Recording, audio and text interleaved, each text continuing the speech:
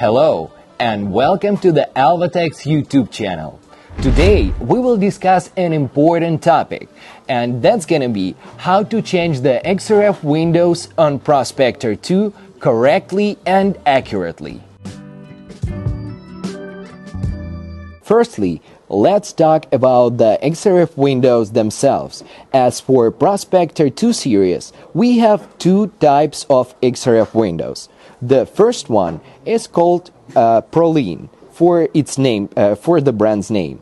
And this one is really good fit for all devices with the ability to analyze light elements. So basically, if you need something from magnesium to sulfur, better to take those windows. And the second option is the basic option for all elements except light elements group. So we call them Kapton for name of its brand, and these XRF windows are perfect fit for all devices that have basic range of analysis.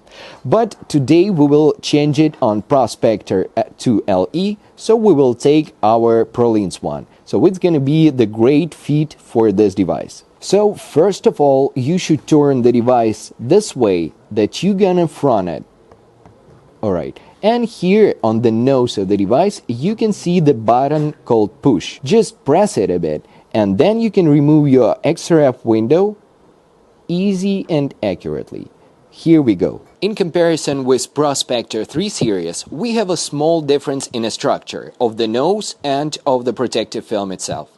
We have the spot, the hole for the sensor, which should not be covered with any spares or any other things of any kind. So it needs to be open all the time.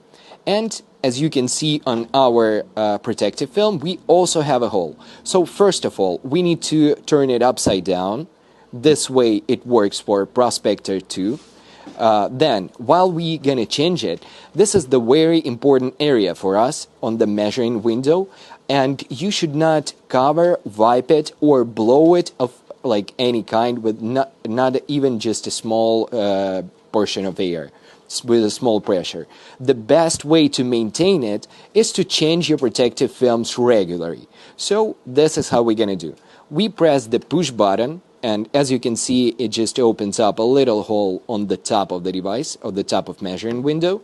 Then we position it and just move our protective film accurately and tightly until we have all windows open, and that's it. Basically, as you can see, no framing covers our sensor and our measurement window. Also, we need to make sure that it's pressed tightly here, and that's it. We change it. It took us just a few seconds, and now the device is absolutely ready for measurement.